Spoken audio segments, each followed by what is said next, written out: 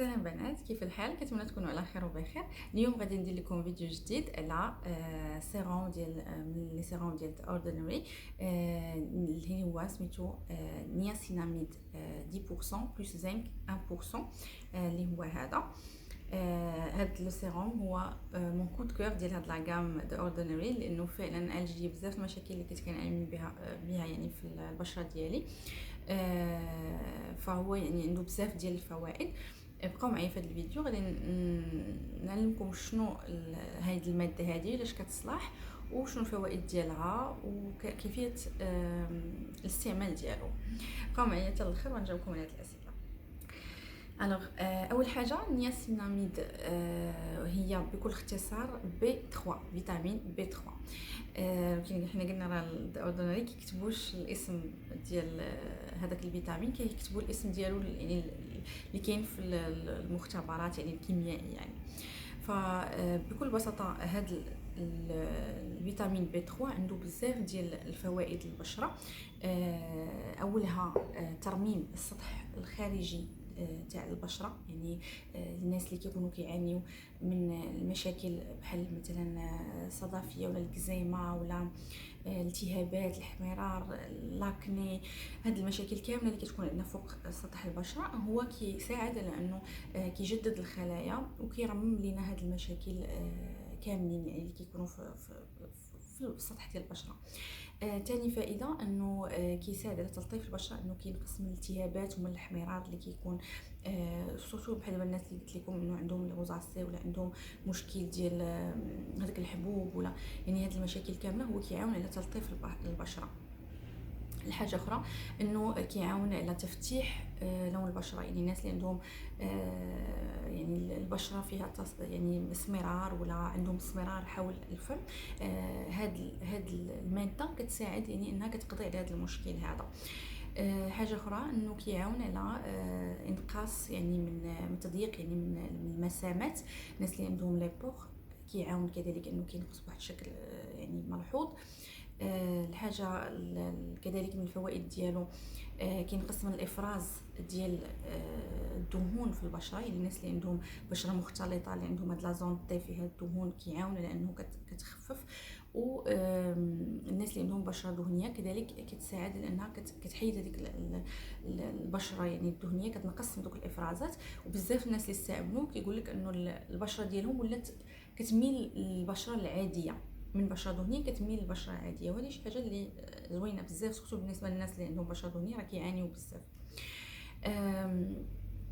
حاجه اخرى انه كيعاون على انه كيجدد كي قلنا الخلايا، فكيعاون على كيحيد انه التجاعيد، كيساعد على انه كيحيد لنا شحوب البشره، انه كيعطي واحد النضاره وكيعطيها واحد بحال البشره جديده، يعني حتى قلنا كيجدد السطح ديال البشره.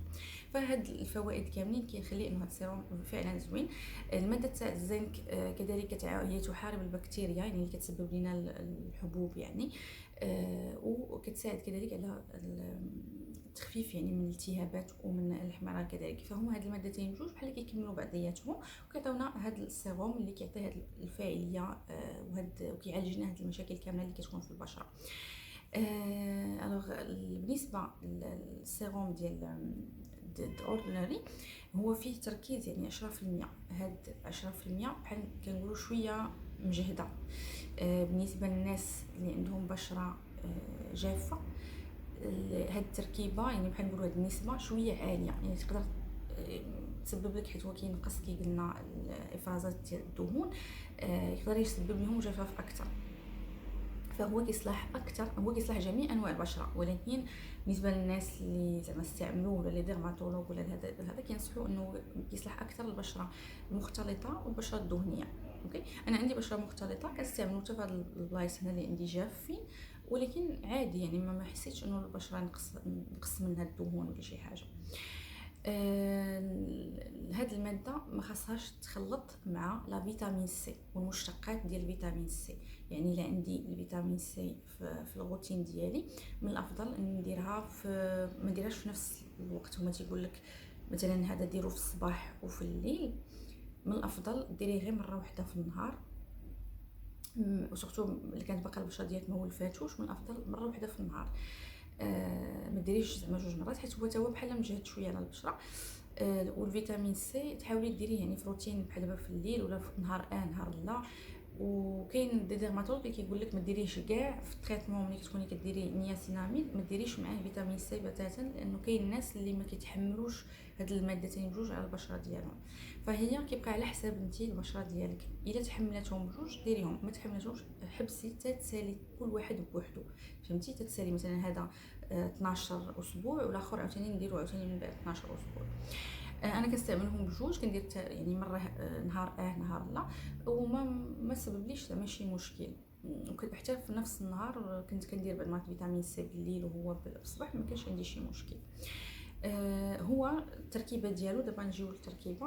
عنده تركيبه مائيه بحال الشكل ديال الهيالورونيك اسيد، نفس الشيء. عنده واحد اللزوجه، شتي كيفاش داير. و كيف قلنا حنايا لي سيروم اللي التركيبه ديالهم مائيه كيسبقوا قبل من لي كريم وقبل من هادو الزيوت وقبل من اي حاجه، فهو دائما كيكون هو الاول.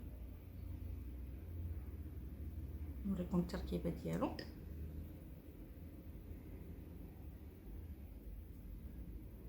بحال فيه واحد اللزوجه هذا.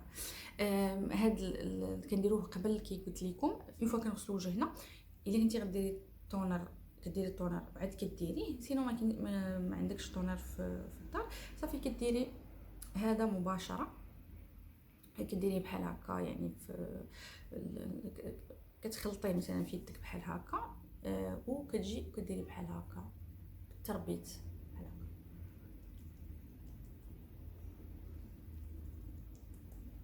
تقدري ديري حتى تحت عينك هنا، هاد البلايص هنا فيهم المسام كيف قلنا،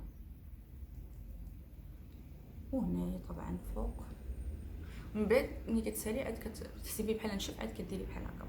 هو من الافضل ما تجيش وديري بحال هكا حيت هو فيه ديك الخاصيه ديال الرغوه كيف قلنا، فيقدر يدير لك كيبان لك بحال فيه الرغوه وتيدير لك واحد الطبقه اللي في الشكل.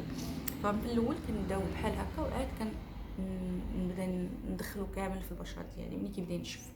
كيف هو المهم الماس ديالو بحال لذيذ، ولكن واحد شويه راه صافي كتصبري عليه واحد شويه شي 30 سكوند كيتمتصوا البشره عادي. وعاد موراها كتقدري ديري لا كريم هيدراتونط، هذاك الروتين ديالك العادي، ليكرون والاشياء يعني اللي كديري انت سواء كنتي في الصباح غديري ليكرون، سواء ما كنتيش في الصباح راه غديري غير الكريم هيدراتونط وصافي، او الزيوت او شنو انت كديري من بعد. تقدري ديريه كيف قلت لك. بالنسبه لي سيروم الا كديري واحد السيروم بحال الهيالورونيك اسيد، سبقي الهيالورونيك اسيد وحيت كنديرو معاه الماء كيف قلنا، وموراه كديري هذا. وتقدري كاع كاينين واحد اللي شفت وحدين انهم كيخلطوهم بجوج دقه واحده وكيديروهم. المهم كتبقى يعني كل واحد واختيار ديالو. المهم كنتمنى يكون هذا الفيديو نال الاعجاب ديالكم، وتكون شرحت لكم باختصار شنو الفوائد ديالو. بالنسبه لي انا ملي استعملته يعني دابا اكثر من 3 شهور. ساليت البوتاي الاولى وبديت عاوتاني خديت واحده اخرين، حيت فريمون من احسن لي سيروم اللي استعملت. كيعاون فعلا على انه كيحيد لك المشكل. انا كان عندي مشكل المسام الحمد لله ما بقاش، كان عندي مشكل ديال هنا الاحمرار بزاف، وعندي لي بوطون كينوضوا ليا هنا صغار، كذلك ما بقاش عندي هذا المشكل. فعلا كتحسي بانه بحال كيبني لك واحد داك الحاجز الواقي اللي كيكون عندنا هنا، اللي كيحمي لنا البشره من دوك الاضرار تاع العوامل الخارجيه والاكسده وشحال من حاجه. ففعلا كتحسي بهذا الشيء. حتى الناس ولو كيلاحظوا فيا ملي كنخرجوا هذا، واخا ما كندير لا مكياج شي حاجه، كتبان ان البشره صحيه، وهذا الشيء اللي حنا كنحتاجو. فهو من احسن زعما لي سيروم اللي جربت، فعلا كيعطي نتيجه زوينه. حتى السيبون فعلا كينقص وكيعطيك واحد بحال النضاره كي قلنا، وكتبان ان البشره صحيه. فبالنسبه للناس اللي عندهم بشره مختلطه ودهنيه كنصح انهم يستعملوا. الناس اللي باغيين غير باش يبيضوا ولا باش يفتحوا الوجه، حيت قلنا هو كينقص من نسبه يعني الميلانين. الا كانت بشره جافه ما ننصحكمش تستعملوا، حيت غينقص لكم من افراز الدهون الصحيه وتدخلوا في مشكل ديال جفاف البشره. المهم كنتمنى هذا الفيديو يكون عجبكم، كون قربتكم من هذه الماده هذه اكثر. خليو لي التساؤلات ديالكم في التعاليق الا عندكم شي سؤال. يلا السلام عليكم، نهار زوين.